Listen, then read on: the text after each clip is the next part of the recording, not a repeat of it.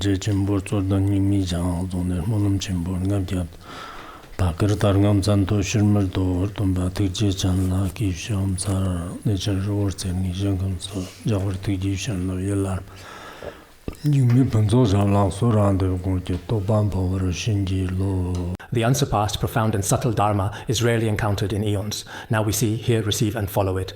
May we fully understand the true meaning of the Tathagata. In order to liberate all sentient beings, let us all give rise to the unsurpassed bodhicitta. We will continue our discussion of the profound Udāna Sūtra. At this particular moment, we are specifically discussing the chapter on vigilance, which is a crucial part of this ancient text. During the process of studying the chapter on vigilance in recent times, we have previously discussed the important chapter on impermanence, the chapter on desire, chapter on craving, and various other related topics. Throughout this entire process, I truly feel that everyone present here has been exceptionally attentive. The atmosphere for learning has also been quite positive and conducive to study, including the oral Dharma presentation and recitations before and after. Everyone's genuine passion, consistently positive attitude, and overall engaged state towards the entire learning process have all been quite remarkably commendable. This dedication has actually exceeded my initial expectations, and I am therefore quite genuinely satisfied. I sincerely hope that everyone will continue to make persistent and dedicated efforts. For those individuals who are not currently present, I also sincerely hope that everyone will take this valuable opportunity to study diligently and earnestly. Just talking about studying is not enough. We may also need to employ some effective methods. For example, at the end of the year, let's consider the possibility of each Dharma teacher organizing some written examinations for us, especially if we are diligently studying. We all know that everyone present here in this gathering also has their own specific class exams to prepare for. This includes the 5 great treatises in Tibetan studies, all of which have such exams, but we see that many lamas and nuns also have some additional very important examinations. If the Academic Affairs Office officially agrees to this, then these can be included as part of their supplementary exams. If they don't have such exams available, we can also take the initiative to organize a test or perhaps a supplementary assessment ourselves. This might really help everyone make steady progress. Although these exams are not very comfortable and can be quite unpleasant, especially for those who aren't doing very well in their studies, it can be even more stressful. But no matter what, if you really feel pressured or it's really too much, I won't force you to do so. But it's truly best to have a final exam. If you participate yourself, then it doesn't matter whether you score high or low. So every year we always should select a few chapters as the content for the written exam when the time comes. That might be a bit better. This exam does indeed bring a certain amount of pressure to students. Many people around the world have successfully acquired valuable knowledge through various competitive exams. They force themselves to learn well through this process. If we didn't have this, just studying for the mere sake of studying wouldn't truly lead to much meaningful progress. So I genuinely think that when it comes to effectively teaching these profound scriptures and intricate treatises, we absolutely must make sure to diligently study them ourselves. This particular kind of learning inherently requires a certain amount of mutual pressure. Actually, it's not like I don't study anything myself. Even at our current age now, I still very often look through some related and relevant materials, both Tibetan and Chinese books. I am constantly able to remember some important principles. So I also put significant effort into this area myself. I hope that many of our young people, after studying, will definitely make some progress more or less. Speaking from my own personal perspective based on my recent observations, it seems that everyone's ability to express themselves in all aspects, even though the time has been short, there has still been a bit of significant progress. It certainly seems that including your overall state or condition, generally speaking, whether we speak in Chinese or in Tibetan, everyone's sense of relaxation, this is actually quite important, you see. It's not that people are especially fearful, scared, or truly suffering. It's not like that at all. In fact, learning should be considered a very happy and joyful thing. The happiest thing in life is studying the Dharma. That's what I personally believe. Whether you have money, status, or wealth, these things don't necessarily bring true happiness in this life or the next. They are not always sources of happiness.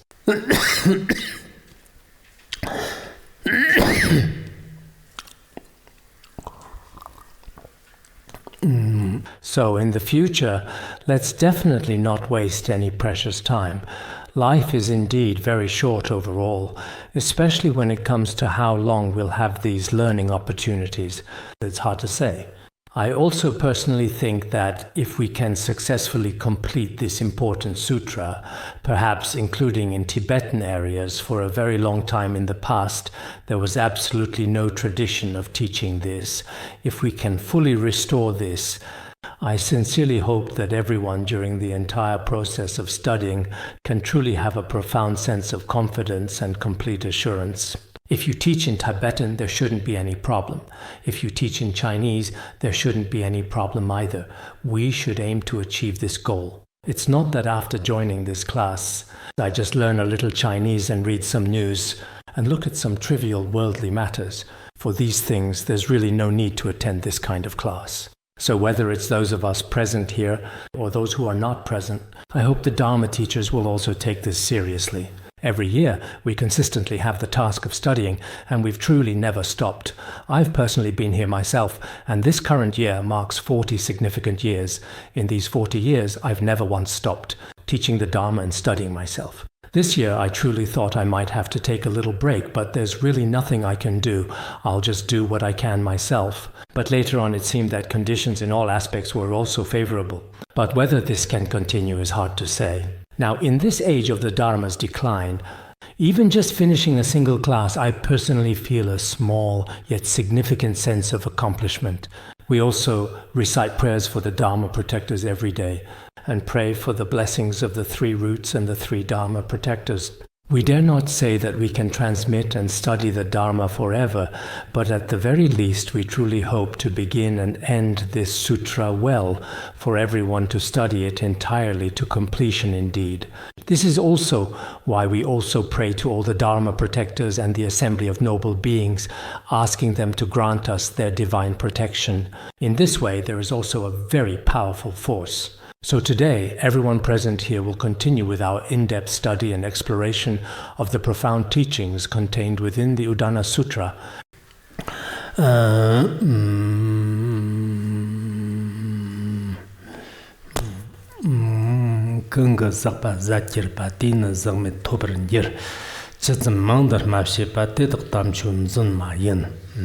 If a person's contamination is exhausted, they attain the fruit of being free from contamination. But for those who are merely talkative, they are not upholding the Dharma. Here it discusses in detail what it truly means for contamination to be completely exhausted. If this contamination is indeed exhausted, if some individuals, through diligent mind training and careful observation, the afflictions within their very own mental continuum, have already been eradicated or cut off, then that person has already attained the uncontaminated fruit. For example, the uncontaminated fruit in the Hinayana is the state of an arhat. If we are talking about the Mahayana, it refers to the great bodhisattvas, great arhats, and the fruit of Buddhahood. Because all these afflictive obscurations and cognitive obscurations are in fact conditioned phenomena. If we truly put in the effort and practice diligently, we should be able to completely eliminate all contamination. So this can only be achieved through long-term diligence and effort.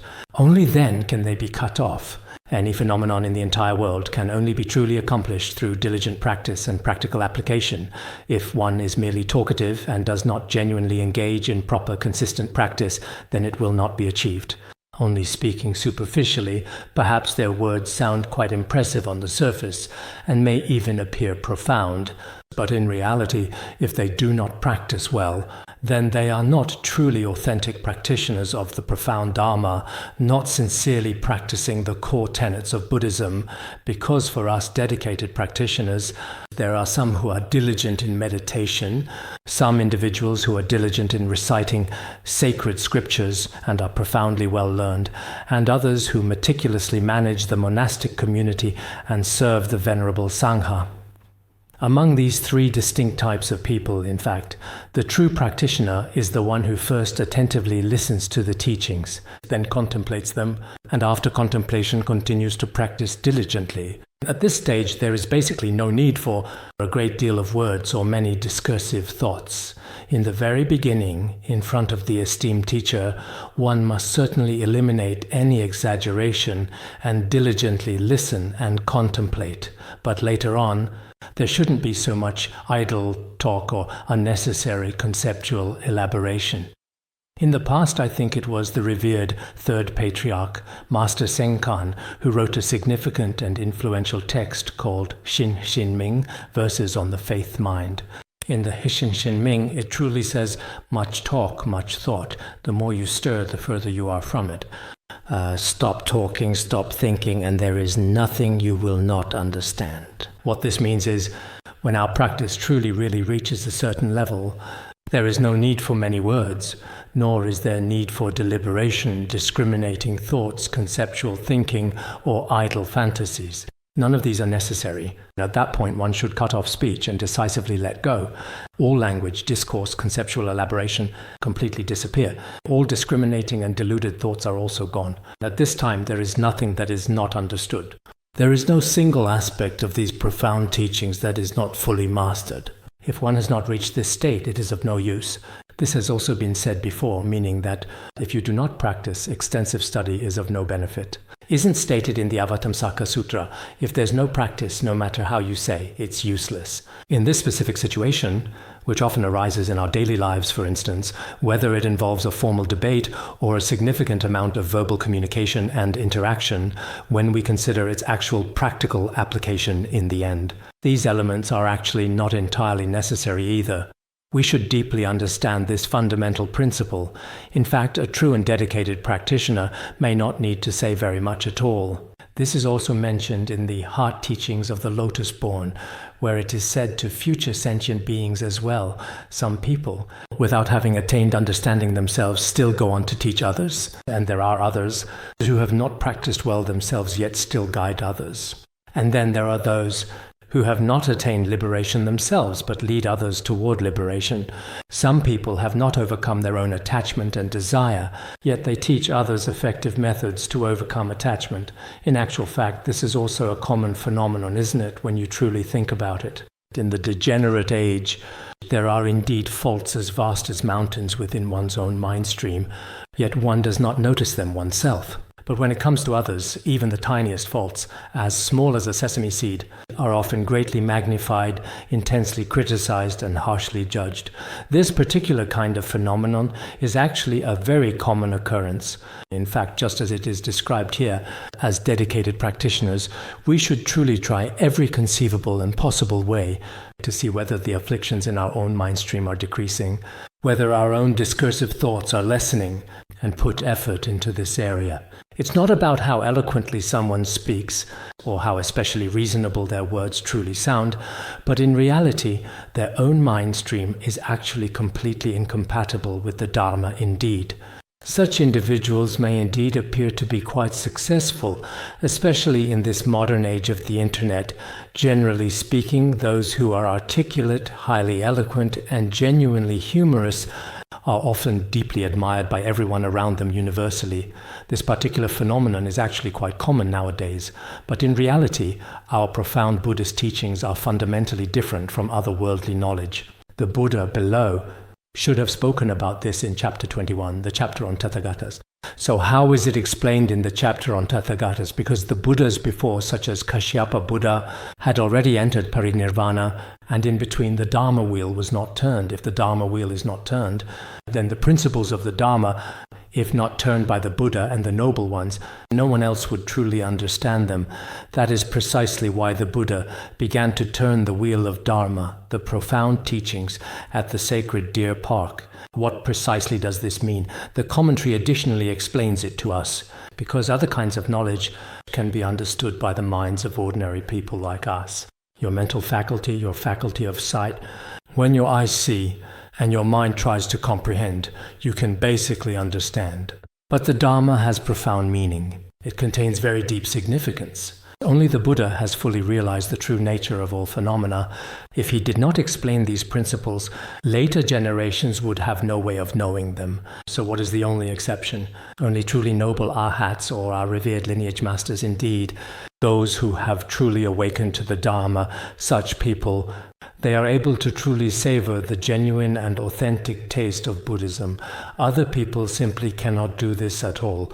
So for us Buddhists, whether through genuine practice, through debate, or through our own contemplation, if we truly come to understand the point where the Dharma differs from any other worldly knowledge, we must experience it for ourselves. Just as only the person drinking water knows whether it is hot or cold, if you have truly understood it yourself, then you will realize that the Buddha's teachings are unlike anything else in the world. Whether it's other religions or other disciplines, there are truths that are not mentioned in any of them. Only by understanding with our own minds can we grasp this, and this is very important. Otherwise, as Buddhists, it's not just because we have a certificate of refuge that we become true Buddhists, not necessarily. Nor is it because we wear the robes of a monastic or because we outwardly appear to be Buddhists that we are Buddhists.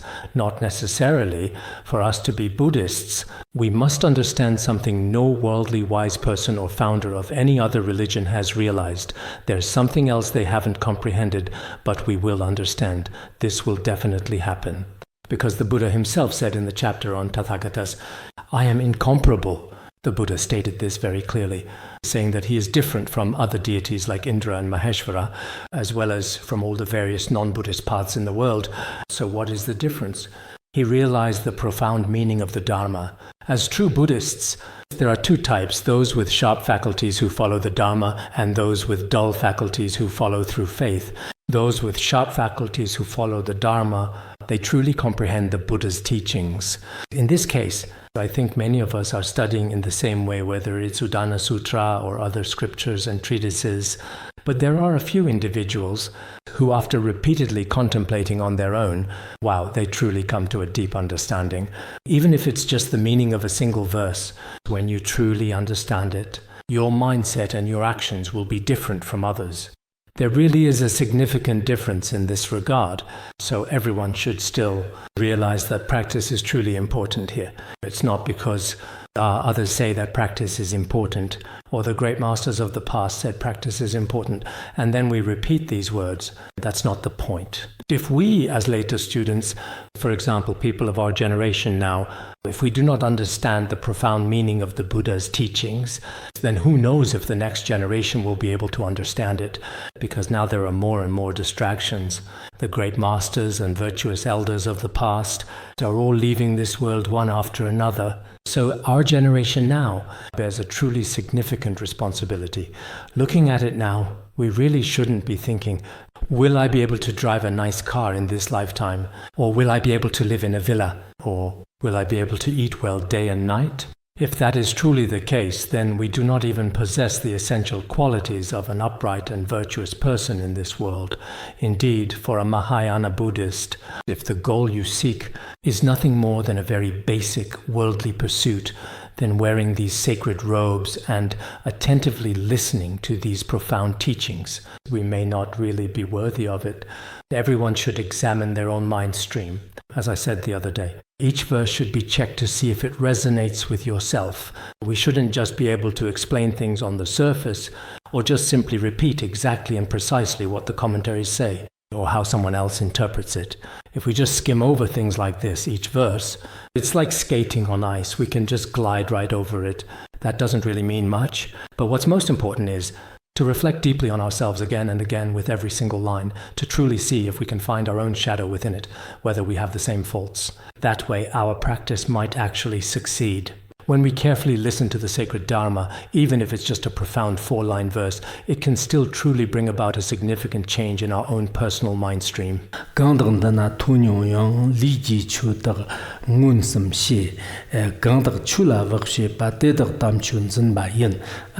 we talked about holding on to non-Dharma. Now, this is about upholding the true Dharma.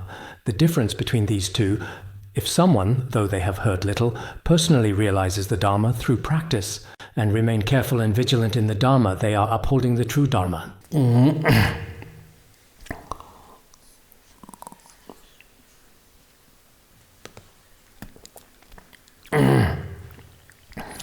this verse. This particular story is about the significant time when the Buddha specifically asked Venerable Kashyapa to go among the Sangha and represent the Buddha in teaching some important Dharma. At that particular time, Kashyapa said he didn't really want to go because the monastics in this age of Dharma decline are often considered to be quite difficult to effectively tame. Just this morning, 2 dedicated monks commenced a spirited debate. Throughout the course of this intellectual debate, it seemed that one was a disciple of Ananda, who said that extensive study and recitation are very important. The other was a disciple of Moggallāyana, who placed great emphasis on the teachings of emptiness. The 2 of them kept arguing without end, so I am not very willing to go. Later, the enlightened Buddha specifically asked his attendants to summon those 2 particular monks to his presence. The Buddha then directly questioned them on the spot. Are you 2 arguing over emptiness and non-emptiness, or over extensive learning and emptiness, and have been debating all along? The 2 of them admitted, yes, we have argued. Then the Buddha asked, have you ever seen the previous Tathagatas, those enlightened beings, arguing endlessly over victory and defeat? Have you ever witnessed such a thing? The 2 of them replied, no, we have never seen that. Then the enlightened Buddha began to rebuke them. He powerfully reprimanded these incredibly foolish and misguided monks in front of everyone present, making his disapproval clear. He said they should practice diligently and not just argue with each other verbally in a meaningless and unproductive way. At that significant time, the Buddha profoundly recited this sacred verse. The profound meaning conveyed is that if some individuals, even if they haven't had the opportunity to hear much of the teachings, even if it's merely a short passage of just 4 lines or even a concise excerpt of only 2 lines, they haven't heard a lot. But the teachings they have heard, they are able to integrate into their own hearts and realize them personally through their own experience. As for body, it refers to the temporary combination of body and mind, the aggregation of the 5 skandhas. By relying solely on one's own personal and immediate direct experience alone, generally, during the path of accumulation and the path of preparation, one can also have such experiences. To truly realize this Dharma, like a first ground bodhisattva, of course, it's best to understand the true reality. If that is not the case, then in this very existence, we should employ our own wisdom to discern the difference between the truth of the path and the truth of cessation.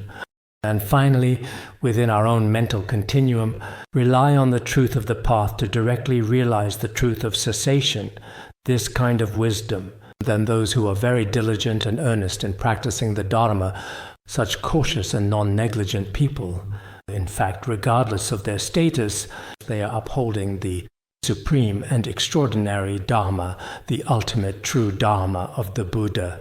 They are truly practitioners.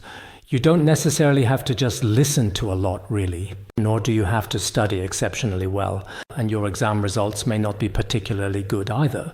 But every teaching you receive, if you truly and earnestly reflect upon and practice it within your own personal mind stream, and continue doing so without interruption.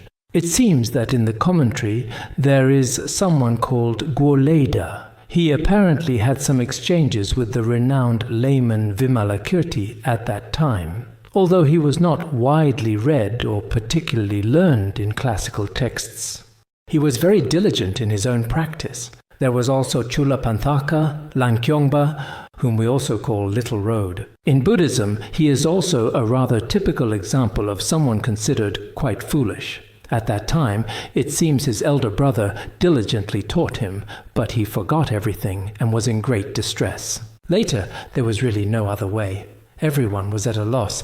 He couldn't even properly recall the 4 crucial words, sweeping away dust and removing filth. When he remembered the first 2 words, he would forget the ones that followed. But later on, through his faith and the Buddha's teachings to him, he attained realization. So, some individuals may not necessarily be exceptionally well-read or profoundly learned through formal education, but in their own personal practice, they are extraordinarily diligent and dedicated in their consistent application. They integrate it deeply into their own hearts.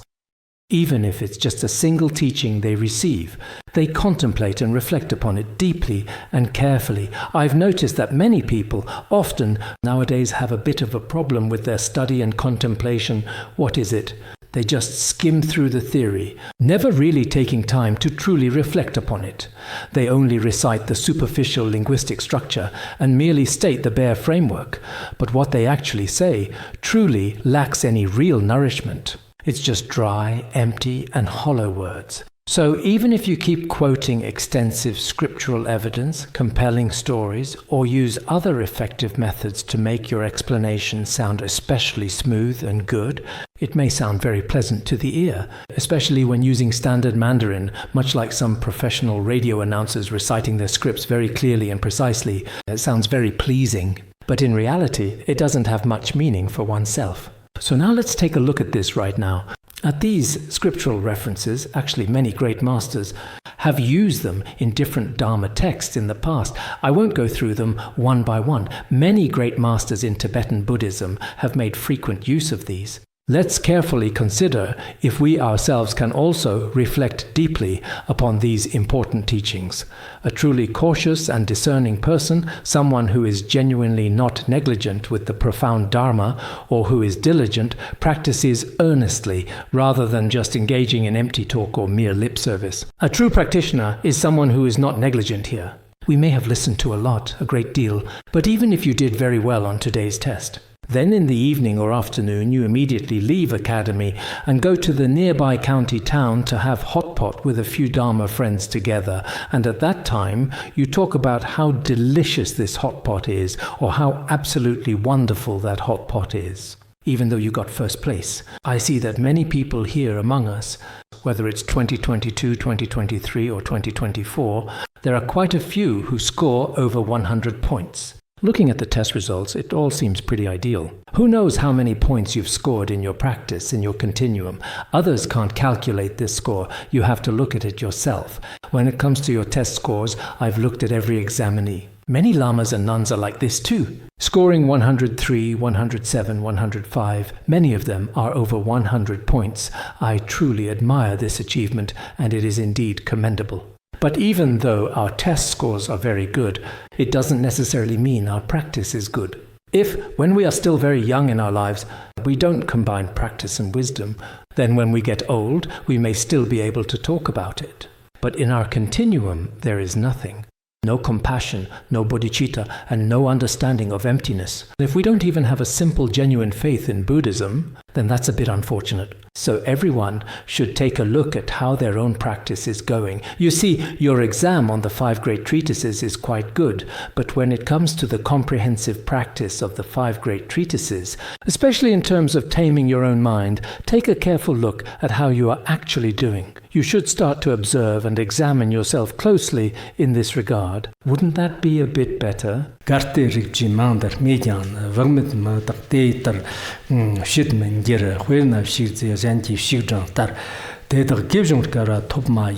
These scriptural and logical citations are referenced in many places. The predecessors, especially those from the Kagyu and Sakya schools, they also often indeed quote them. If one speaks a lot of Dharma but is negligent and does not practice, then however, it's like a cowherd counting someone else's cattle.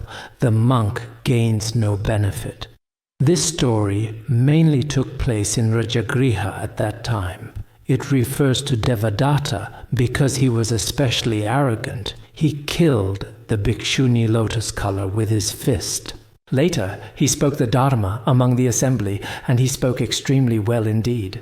He exhibited all sorts of problematic behaviors and malicious actions like these, because Devadatta, on the one hand, he tragically killed a Bhikshuni Arhat. He was also very strong, and his martial arts were quite good indeed, even a bit better than Shaolin Kung Fu. He was also eloquent. He first killed a bhikshuni and then started teaching the Dharma to everyone. He taught his students very well indeed, to some extent. Later, when the Buddha was residing at Vulture Peak, he saw some local herders. These herders meticulously counted other people's valuable cattle every single day. And when they returned in the evening, they would count how many there were. Now, in the farming areas of my hometown, many people are actually diligently hired workers. If someone else possesses a substantial herd of 100 yaks, they will meticulously count each one in the early morning before heading out for the day's activities, then keep watching over them all day long, and count them again in the evening when they come back, just like that. At that time, the Buddha saw these situations. One significant matter was that of Devadatta, and the other important matter was concerning the herders. Then he recited this particular verse. There is such an account. There's also another version which might refer to the following verse, because as for Chulapantaka, he had heard very little of the Buddha's teachings at that time, but later attained the state of arhatship. This teaching is also explained in this way. There's also a compelling story about someone who devoutly recited scriptures and another dedicated person who practiced in earnest. Whether it's about these two people or anyone like them, the Buddha spoke this verse for different kinds of people. Now, as for the meaning of this verse, suppose someone speaks a lot about the Dharma and what they say is reasonable and logical. It seems that in the commentary, logic here actually also refers to the Dharma itself. What is said is well-founded, supported by scriptural and logical reasoning. Some people talk about Buddhist teachings, thousands of sutras and treatises, many teachings from exoteric and esoteric traditions. But within their own mental continuum, they lack right awareness and mindfulness. They are very especially negligent and do not practice diligently at all. They say things that sound very good. Including myself, I don't speak very well, but I do talk a lot, you could say, and have given many lectures. Yet my own practice has never really been very good. Sometimes I also feel that my own practice might not be good enough. If one is like me in this way, it's like a herdsman counting someone else's cattle. In the past, when I herded cattle, I was also on the hillside counting 1, 2, 3, 4, 5, 6, 7, 8, 9. Just counting, and after finishing the count, if just one cow was missing, then I would go closer to count them very carefully again, you see, meticulously going over them once more, and then I would use my prayer beads to keep track of the count. Generally, herders in the past all belonged to the collective farms, so the cattle were someone else's. If you're counting someone else's cattle, you count them morning and evening, but the essence of the cattle, like fresh butter, rich milk, and creamy yogurt, none of these are things he actually gets to enjoy. He only receives a small wage for his herding duties, just a meager salary. For people like this, in reality, they truly don't have any actual rights of use themselves at all. It's precisely the same principle. We just recite by the book, reading and explaining what's written in the text. And actually what we say sounds great. At night, everyone is also talking about it together, and what we say is really good. But in truth, we all truly need to deeply reflect on this important matter. If we spend our entire lives just talking and talking, in the very end, even if we shout until our voices and throats are completely hoarse, it's all ultimately in vain. No matter how much we talk and talk ourselves, if there's not even a bit of continuity in our own minds, it's actually a very sad thing. When we are giving talks, maybe for a 30-minute session, the first 15 minutes or so, we can have a few people from the group selected, pick 1 or 2 people to speak for a bit. And for the remaining 15 minutes, I hope we can change up the format a bit and give it a try. Let's do one-on-one discussions. If there are 3 people, you can split up as well. One person speaks for 5 minutes, then another for 5 minutes. Everyone gets another chance to speak and listen to the teachings. At first, the large group will speak together, and then the small groups will have their turn. In the small groups, it will be one-on-one like this. I speak for 5 minutes, then you speak for 5 minutes. I speak for 5 minutes, then he speaks for 5 minutes. If there are 3 people, each person speaks for 5 minutes. In this way, within your groups, if every group does it like this, it's a bit better. This is how I used to require it to be done. That way, everyone gets a chance. And you can also express your own doubts or just speak your mind. Otherwise, if only one person keeps talking, even at the beginning, listening to one person's rambling for an hour, and then you encounter another person who rambles on, it just gets more and more tiring. So, it's better if everyone shares together and everyone has a chance. That way it's a bit better. So here we're saying talking too much and being negligent without practicing is actually just like the analogy just mentioned. But no matter what, whenever we have evening discussions, whether it's counting other people's cattle or counting other people's jewels, that's all we can do. But at the same time, it's true that in the beginning, if you cultivate while also having this kind of habit, a lot of things will be remembered in your heart very easily. If you don't have this habit, then it becomes a bit difficult as well. What does a person like this really fail to truly obtain? They fail to attain the fruits of a renunciant, the connections of a renunciant. You might spend your entire life just talking and conversing, but in the very end, when you eventually die, it's especially pitiful if you haven't accumulated any significant merit at all throughout your existence. That's really quite a profound shame. So, in this particular regard, of course, this also needs to be understood. If one truly becomes enlightened, is it only then that they can teach the Dharma? Not necessarily. Wasn't it mentioned in the Avatamsaka Sutra as well? If you have the intention to benefit others, even if you yourself are not enlightened, you can still teach others. It's truly like a deaf person attempting to play the piano. After playing, they themselves can't hear it, but others can still truly receive great joy and derive satisfaction from it. Or like a blind person holding a lamp, though they can't see the light themselves, the lamp still brightly illuminates the way for others always. So in a certain sense, if we ourselves truly lack a certain level of realization, teaching others can be quite frightening, as we won't gain anything from it. But from another perspective, if I have the intention to benefit others, even though I don't fully understand, if I still teach in this way, perhaps it might bring a little benefit to others. Overall then, if one has heard widely and extensively, but hasn't truly practiced well, there isn't much genuine meaning in it. If you have heard much, but have not truly practiced or applied it, then it brings no real benefit to your own mind. A hard stone may remain in water for 100 long years, yet its fundamental nature remains dry.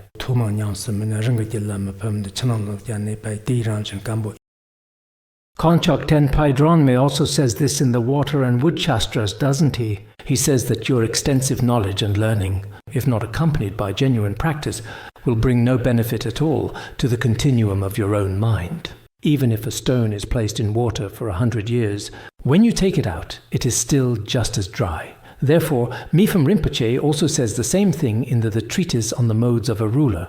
If one does not practice well, even after a full 100 years, it is still completely meaningless. This fundamental principle is something everyone should truly understand.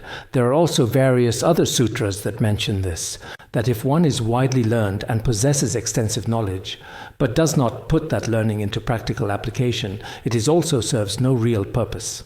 This crucial point is also explained in considerable detail within various other scriptures. Therefore, I will not elaborate further on it at this moment. Karti rikchi nyondar mabshe chuji jis chulab sho shepa ndo chigzir nak tumur pong shepa tedak gevjong kara thoba yin rugo shi shu shafa If one speaks little of the Dharma but practices according to the Dharma, one who is completely free from greed, anger, and ignorance has truly attained the essential qualities of a genuine renunciant.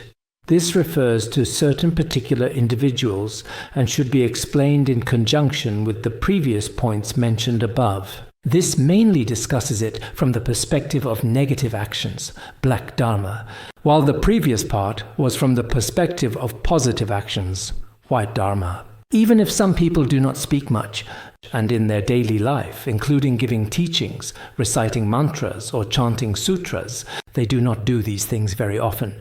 But their minds truly practice and adhere to the sacred Dharma with genuine devotion. And their mind follows the teachings of the Tathagata. They discipline their own mental continuum and practice in accordance with the proper principles and the Dharma. If one practices in this proper and lawful way through cultivation, one will definitely be able to completely abandon greed, anger, and ignorance. Such a renunciant individual has already attained nirvana and has already achieved the fruition of a renunciant. This is what can be attained by a renunciant. It seems that this was mentioned in other sutras before, but I've forgotten. I don't quite remember which sutra it was mentioned in. Once upon a time, there were two brothers, an elder and a younger one. Both of them renounced the household life and practiced the true Dharma. The elder brother was especially devoted to actual practice. He felt that a human life was extremely precious and practiced diligently and earnestly. As for the younger brother, he was a Tripitaka master, widely learned and knowledgeable, and particularly focused on studying various sutras and treatises. Some of their views were completely different from each other. Later, the one devoted to actual practice attained the fruit of arhatship. He eradicated all the afflictions within his own mental continuum. But the younger brother, not only did he fail to attain any fruition, he eventually passed away from this world. After leaving this world, he was reborn into the household of a benevolent and supportive benefactor. As for this benefactor, from the child's childhood, he hired a wet nurse to take care of him. When he was 4 years old one time, the wet nurse accidentally dropped him to the ground. At that moment, the 4-year-old child developed a mind of anger. And then, driven by that intense anger, he fell into the hell realms. Later, that Arhat looked into what had happened to his younger brother. Then he realized that after his brother died, he was first reborn as a human. But after being reborn as a human, in a short time, he was reborn the hell realms. Of course, when one reaches the hell realms, as is also explained in the Sutra of Ksitigarbha, there are only 2 kinds of beings in hell. One is a compassionate and enlightened holy being, like the Buddha, who appears there voluntarily. He possesses the wisdom of the 10 powers, so he can go to the hell realms. The other is a being with extremely heavy karma, who can also go to the hell realms.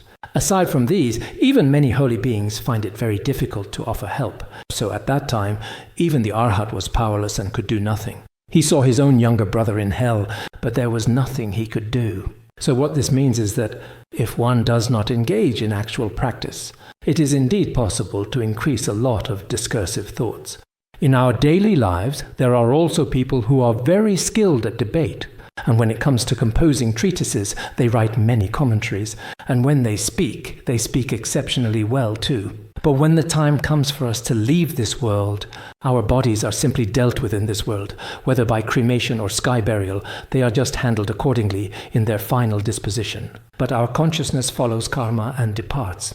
At that moment, if there is the companionship of the realization of emptiness in our very own continuum, or the power of bodhicitta, then not only will you not fall into lower realms, but it is also truly possible, relying on your own personal realization and understanding, to go wherever you truly wish to go in this wide world, to greatly benefit all sentient beings and contribute to their well-being. This is a real possibility. Apart from this, it is actually very difficult indeed. So, as practitioners in this field, it is essential for us to consider and implement effective strategies. Even if we are not very eloquent, it doesn't matter. Sometimes during exams, some people are not very articulate, and their answers are not particularly precise or detailed. But if you are a truly exceptional and highly skilled practitioner, then perhaps you are indeed the most consistently successful among us. It is very difficult to fathom the continuum of another person.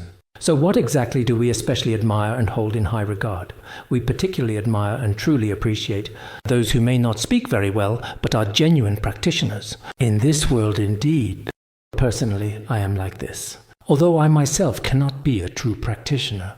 When I see some people who are true renunciants, who have given up all worldly things and have a certain realization of profound karma and profound emptiness, they have attained a certain level of awakening. When they come into this world, they achieve the most valuable attainment. As for truly everything else, in this worldly world, whether it is significant wealth, fame, or status, they don't really seem to have much real meaning. We see that even emperors and high officials in the world, many people, in the end indeed, truly don't find much meaning either. So each and every one of us should use our brief, precious life to become, ideally, an awakened being, to become someone who truly understands the nectar-like, wondrous and profound Dharma of Buddhism, someone who has truly realized it. This is probably the highest achievement. If we cannot indeed accomplish this, then in this very life we should at least truly benefit sentient beings through various skillful means, which is also very important indeed. As we mentioned yesterday, it is truly a sad fact that Buddhism currently lacks truly great pillar-like spiritual figures to shoulder the Buddha's mission. If among us an entirely ordinary person were to become enlightened, they would definitely become someone remarkable. Many of the great masters we've seen in the past actually didn't have any particularly extraordinary historical background, nor did they possess any legendary or mythical stories within their history. They were just ordinary people. But later, when the Dharma truly took root in their minds, they ultimately became very successful in benefiting sentient beings. So perhaps in the future, for us, relying on our own inherent linguistic strengths and the profound power of our motivation, we must truly aspire to spread the Dharma in an ideal manner to every corner of all the 5 continents of the world, whether it's truly among black people, among Asians, or among white people. Wherever we may be, just like the metaphor we utilized a while ago, much like a dandelion, wherever a dandelion's seed lands, it truly blooms and bears its fruit there. Besides this, as practitioners, we have nothing to be attached to, nor anything to be greedy for. Whether it's this physical body or our loved ones, these things are not that important. So everyone should develop a mindset to truly bring the Dharma to places where it is needed, and to make efforts to promote it there, to do things that are meaningful and fulfilling. This may be the most important thing. If we can't even do this, then on one hand, we can start by teaching and explaining the Dharma, and on the other hand, we can also practice a little ourselves. If we can't even do this, and instead solely rely on our trusted academy or our teachers, using certain deceptive titles to mislead others and illicitly seek money and engage in various illegal activities, then this could truly and profoundly bring significant harm to the sacred Dharma.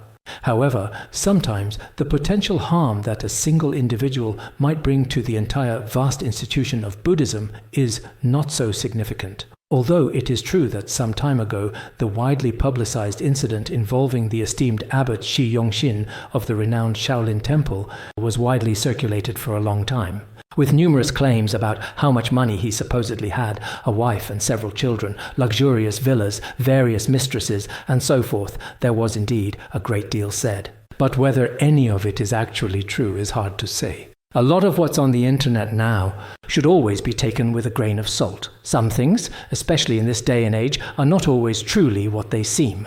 If someone wants to bring down an official, they will definitely use words like corruption and bribery. If it's a monk or a Buddhist practitioner, they'll accuse them of improper conduct or breaking sacred precepts, things like that. But if you truly want to bring someone down, actually, it's just the matter of one single monk.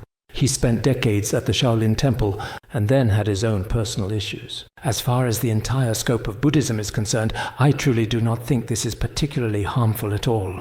The other day I saw someone say something rather meaningful. He said, people just won't let go of the Shi Yongxin incident. But I said, if a temple is supposed to be a sacred place of profound purity and spiritual contemplation, then a school is a place for teaching, educating, and nurturing people. Similarly, a hospital is a vital institution established for saving lives, providing essential medical care, and diligently healing the wounded and the sick. And a government is a place for fairness and integrity. So reflect on yourselves and see. Actually, what he said is also correct. If a teacher in a school has a problem, no matter if it's Peking University or Harvard, for example, if a professor at Oxford University has a problem, does that mean it's the fault of every educational institution in the world? We can't really say that, can we? If in a hospital a doctor or a director, a person in charge, gets into trouble, does that mean all doctors in the world, whether practicing Western medicine or traditional Chinese medicine, should feel ashamed of the entire medical profession as a whole? That's not necessarily the case, is it? And for all governmental institutions around the world, if just one single person gets into some kind of trouble, should every single department really have to take all of the blame for that? That's a little bit unrealistic. It's just like what I mentioned to you a couple of days ago. We Buddhists as a group tend to be a bit more compassionate. As for other religions, not to mention other worldly organizations, even within religions, not that really long ago, there was a woman from another religion who was also involved in a lot of scandals and incidents. But on the internet and in the news, how was she evaluated? They clearly stated that because her particular actions were not in full accordance with the established rules, all the widespread public discussion and scrutiny was primarily focused on her as an individual person. This situation, therefore, did not smear or tarnish the entire religion as a whole entity, and no one else really said much about it. So sometimes for us as well, when there are all kinds of discussions, we can't see what kind of forces are operating behind the scenes. Whether it's from outside or inside, whether it's other religions or something else, it's all a bit quite unclear. It seems like every year in Buddhism there are one or two serious public scandals. As soon as they come out, everyone without investigating the truth of the matter just immediately starts saying, now look at the state of Buddhism, and so on. Now what's going on with Buddhism? It's always the Buddhists who end up taking the blame for everything. It seems a bit different from the rules and patterns of the rest of the world. There's a slight yet noticeable difference. As for the reason for this difference, we genuinely can't really get to the bottom of it. But at the very least, if we have wisdom indeed, we should open our eyes and take a good look at this world. When precisely the very same thing just happens in the wider world, but when it really happens to you, it seems to have a wider impact.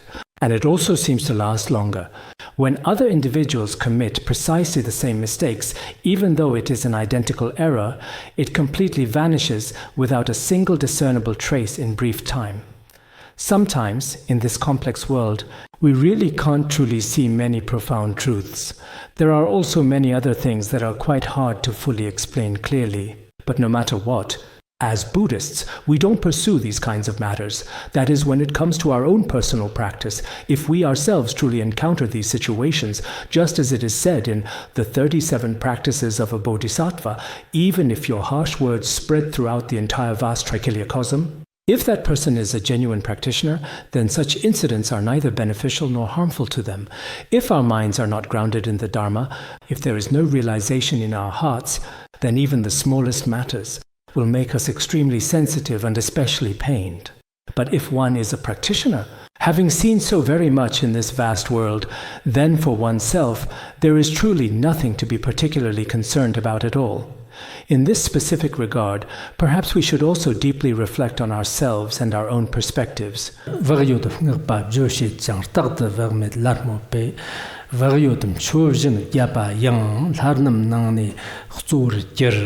Praise is given to those who are vigilant and not negligent, and constant admonishment to those who are negligent. Those who are cautious in every ritual become the foremost among the gods. This well-known verse speaks of the ancient kingdom of Kosala, where at that particular time King Prasenajit was deeply and earnestly pondering in his heart whether there was truly a dharma that would be greatly and immensely beneficial to both his present and his future lives. He kept contemplating this important matter. Later, the Buddha then said, if one is not negligent in virtuous deeds, then this dharma is extremely meaningful for both this life and the next. Then, the enlightened Buddha recited the following 3 profound and significant verses. This, indeed, is the very first verse that he spoke. The next 3 verses are all related to this topic. Some people also say that in the ancient city of Shravasti, there was a place called the Pavilion of Multiple Stories, where the revered Indra requested the Buddha, and then the Buddha graciously expounded this teaching. There is also such a version of the story. In any case, the literal meaning is that praise is given to those who are not negligent. From the perspective of merit and fault, we can consider this situation. We often praise those individuals who practice their craft with considerable caution, who are especially attentive, extremely careful, and vigilant in all aspects, diligently avoiding any form of negligence. At the same time, we consistently and strongly criticize any instances of negligence. This means that if someone is really not negligent, they will truly be praised by both humans, celestial beings, and indeed the world at large. Whether we are just monastics or lay people, if a person is especially attentive, that person gains good reputation. Non-human beings praise them. This is something we cannot see or hear, but in the human world it truly exists. No matter what your status is, others will say, this person is really good. He is very attentive and truly outstanding. Everyone consistently praises him unanimously. People often speak in unison about his many merits and positive attributes. But if someone is negligent, if a person is negligent and undisciplined, then he is often criticized. There are often times related to both causes and effects. Speaking of the cause, when he is engaging in negligent behavior, everyone is criticizing him. As for the effect, he may end up ruining many things in the end. At that time, he is also quite frequently reproached by many people. So here, a very clear metaphor is used to explain this. Those who are cautious in 100 rituals, 100 rituals probably refers to a higher level. Those who are cautious in hundreds of sacrificial ceremonies, this was a traditional saying at the time, I suppose. It should be the highest, incomparable to others. He himself has a certain high level of spiritual attainment. For example, let's say a wealthy billionaire at that particular time, they placed extremely great importance on elaborate rituals. As for those individuals who are vigilant, on one hand, they might often participate in various rituals, and on the other hand, they pay very special attention to them. Such people eventually become prominent leaders among the celestial beings indeed, like the 4 heavenly kings, or among the 33 heavens, leaders of the celestial beings. So conversely, if one is truly negligent in their actions, they will undoubtedly suffer immense torment and pain in the depths of hell. Therefore, even within the human world, those individuals who are consistently vigilant in their duties are widely praised and highly regarded. In the end, these diligent people will also receive truly great rewards in their future lives. Not only within our Buddhist tradition, some other religions also place great importance on this. Wasn't it recently that Trump invited Russia's Putin to Alaska in the United States and also invited Zelensky and von der Leyen, as well as the esteemed German Chancellor, the distinguished British Prime Minister, and the respected French President? He carefully worked to actively bring each and every one of them over to that specific location as well. In fact, he was very earnest about mediating this important matter. Later, he told the assembled journalists that reconciling the relationship between Russia and Ukraine was mainly because he wanted to enter heaven. He wants to be reborn in heaven. Many reporters thought this might not be the case and questioned whether he really had a religious background. Later, they asked the White House spokesperson, who also said that indeed Trump's ultimate goal was to attain the heavenly realm. So this time, he worked especially hard for this significant reason as well. However, we don't know much about his... It seems like the New York Times, I recall seeing that particular day, also mentioned this in their report. So, not only were people in the past truly diligent and vigilant, they also harbored the profound wish to be reborn in the heavenly realm. Even now, some individuals earnestly strive to ascend to heaven, constantly calling upon these leaders every single day. But they are quite formidable. In many places globally, as said in words of my perfect teacher, at that time Tibetan areas was very powerful. Within one day, all leaders of surrounding countries were all summoned to Lhasa if called. They would quickly assemble there. So this beautiful country, whenever they summoned people from all around the world, everyone would arrive immediately. They were still very influential. Perhaps Tibetan areas was indeed like this at that time. Now they are the ones who are much more powerful. In any case, whether their goal is to ascend to heaven or whatever it may be, after every war, many truly end up in a living hell. The sentient beings of this era, unfortunately, there should be a great many who fall into hell. The exact numbers are not very clear now. Everyone has their own version. But some say that now in Russia and those places, at least over 2 million people have already died in war. So these very people who truly left due to their anger and deep-seated hatred, as well as the officers and commanders who completely abandoned them, the consequences for them are imaginable to everyone. So this world, it used to be, including during the time when His Holiness was alive, the world should have been relatively peaceful then. Many people practiced virtuous dharma, including holding dharma assemblies. At that time, a large number of sentient beings would gather together. Everyone would make aspirations to be reborn in the pure land of ultimate bliss. And there were many positive conditions in all aspects. Now in various countries through war, famine, plagues, and all sorts of disasters.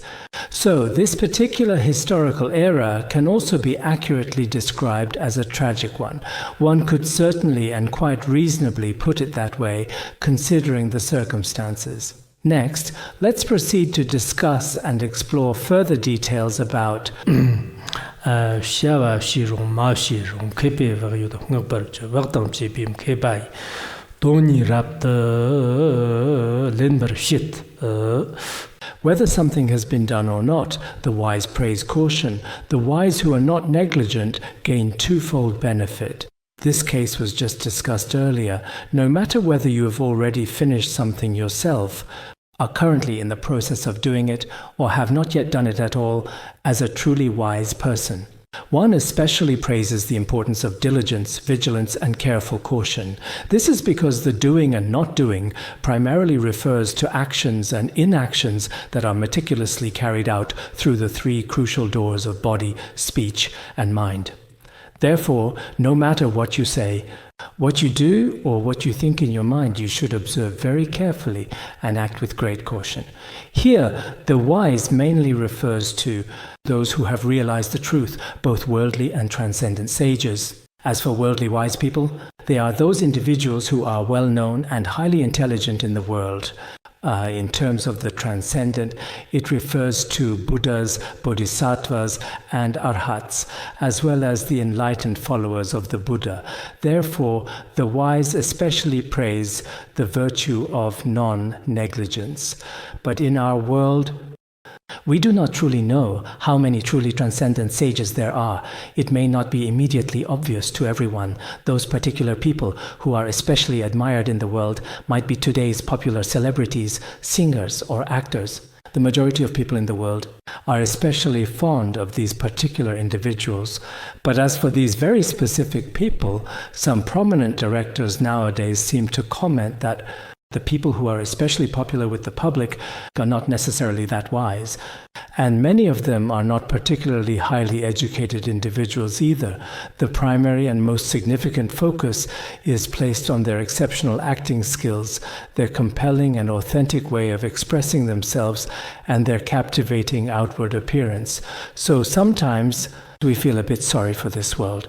In the past, people might have followed figures like Confucius or Laozi, who were truly learned individuals. They held a certain status and weight in society. They occupied a position and carried influence. And in Buddhism, for example, the great masters, accomplished practitioners, and tertons of previous generations, many of them truly possessed wisdom and compassion in their hearts. But now, in this contemporary era, there are truly thousands, even millions, or indeed tens of millions of enthusiastic individuals actively chasing after their beloved idols. In reality, these idols are just people whose physical movements are a bit more refined and aesthetically pleasing to the eye, and perhaps their overall looks are a bit better. But apart from that, they lack inner wisdom. If that's indeed the case, then our entire world is a bit pitiful, you see. For example, when a celebrity arrives, so many people follow them, even just to touch their hand, or to carefully look at their feet, to softly touch them, or even in their dreams, it's like this. Many people are calling out their names and so on. Especially those individuals who spend their entire lives watching their favorite shows and listening to their songs. What do people like this actually gain for themselves, truly? It's just that in front of your eyes, you think they're packaged well. They look really good, their voice sounds quite nice, and their acting skills are very pretty good. But from such a truly special and unique kind of image, what exactly do you genuinely gain and truly feel within your own heart? For example, I really like a certain movie star, a certain person, whoever it is, or I really like a certain singer. But if you think about what a real singer is, maybe their songs sound nicer to your ears. That's there to their music. What benefit does your mind stream gain? So sometimes when we look at these idols in the world, everyone tends to worship those individuals who are more artistic, but if the inner substance and deeper meaning are truly lacking, then the overall direction it provides to people in the world as a whole is certainly not so ideal. In the past, there really were indeed many distinguished scholars, highly accomplished people, and truly wise individuals. If you followed them, your whole heart and mind would also become very good. Your mindset would also be very joyful and truly positive. So sometimes it's quite hard for us to precisely say exactly what to do.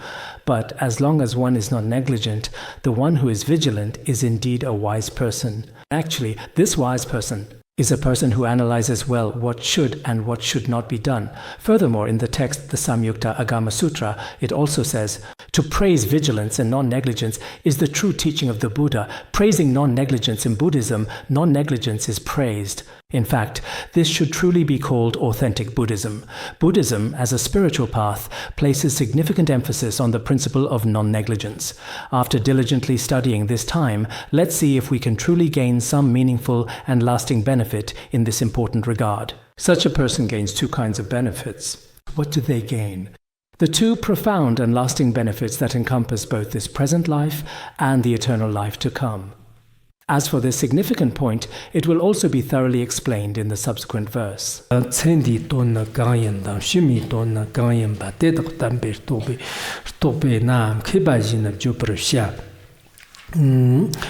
are the benefits in this life? What are the benefits in the next life? The steadfast one who understands this is called a wise person. Here, it means that just now we talked about the person who is not negligent. Such a person will gain benefits both in this life and the next. Indeed, a person who is not negligent will think, if I act this way, will it be reasonable in this life? Can I truly obtain these benefits in this present life? He really has to consider his current life and at the same time also consider the benefits of the next life. For those who do not believe in the next life, there is nothing that can be done. They only think about the benefits in this life. But if you truly understand both this life and the next, on one hand, a person who is not negligent values both this life and the next. He also values both himself and other individuals. He carefully pays attention to both the good aspects and the evil potential. He will consider, if I proceed with this action, am I truly doing something that is bad? Perhaps he might conclude that this isn't very good. If one is truly negligent, then in this particular regard, if you are not negligent, you won't be confused. But if you are negligent, you will be confused. As it is also clearly stated in the profound Sutra of the Right Mindfulness of Dharma, doing what truly should not be done, and indeed not doing what absolutely should be done, all those individuals who are truly negligent act in a completely confused and bewildered way. A person who is not negligent, all his actions are never confused or upside down, but as for those who are negligent, they don't do what should be done and do what shouldn't be done. Everything that they do will be completely upside down. When it comes to being negligent or not, don't think that it's just about other people. Such things have happened in the past or may happen in the future, and it has absolutely nothing to do with our group or myself right now. You really can't think that way. I need to ask myself, am I a negligent person or not? If I am a negligent person, then both my present and future lives will be miserable. It's rather pitiful. But if I am not negligent, then I might actually have a bit of hope. Mipham Rinpoche also said in the treatise on the modes of a ruler that fools only care about immediate short-term matters right now, whereas truly wise people always consider important long-term matters. And what else does a wise person do? He foresees in advance which things are harmful and which are beneficial. So, whether we are truly wise or foolish, we can observe and reflect deeply on this ourselves. At such significant times as a steadfast and resolute person, here the term steadfast person mainly refers to someone who is diligent in practice and not negligent, someone who is not lazy. So such a steadfast person, he is able to discern the benefits and harms of these principles. Therefore, whether in the Buddhist scriptures or in various treatises, such a person is called a wise person. As for the wise person, the way this is explained in the various commentaries is sometimes a little bit different. Sometimes, just as Confucius himself said, a wise person is someone who is diligent, not lazy. Someone who is not negligent is called a wise person. Sometimes when we talk about a wise person, it refers to someone who thoroughly understands the true nature of things. Sometimes a wise person is someone who constantly observes their own body, speech, and mind. So there are also different interpretations here. But regardless of how it's explained or described, if we genuinely and truly avoid negligence, it brings great benefit both in this life and the next. As it is said in the Samyukta Agama Sutra, if one is truly vigilant in this present life, one will certainly gain great benefit in future lives. If we are not negligent in this life, then in all our future lives we will also receive great and lasting benefit. If we are not negligent in this life, we will also gain great benefit in this life, including material wealth, personal reputation, social status, and other significant considerations. In fact, when we consider individuals, including ourselves at times, and observe the collective group of influential leaders who surround us, after someone new joins within 3 days, they form an opinion about that person. Oh, a new person has indeed joined our organization, but this person seems pretty good. Their abilities are decent, and they are very steady as a person. He doesn't talk excessively and doesn't hastily judge or comment on things. I sometimes like to observe this. I've heard that a new person has joined your organization. How is he? Then I ask about him. Not bad, this person is good. Then I ask someone else, and that person says, not bad, they're good. When someone has been here less than 2 days, everyone is already talking about their reputation, saying, wow, this person is terrible. A lot of people really don't want them at all, but they just had to be assigned to our place. Oh dear, this person is troublesome. So even though we're all the same, even if they come from the same reputable school, it seems that people's evaluations of them are completely different. So in each of our streams of consciousness, the reasons for negligent or not negligent, the people around you have already seen right through you. They can see clearly, this is just the kind of person you are. Most of the time, people's guesses are pretty accurate.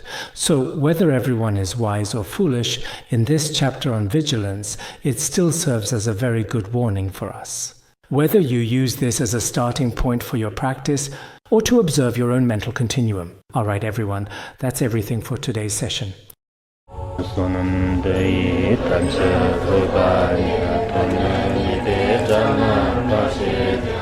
Kirgana jirano chupai jupun zolen droadrajo Bandangara Badna Sodargye Bandangara Badna Sodargye Bandangara Badna Sodargye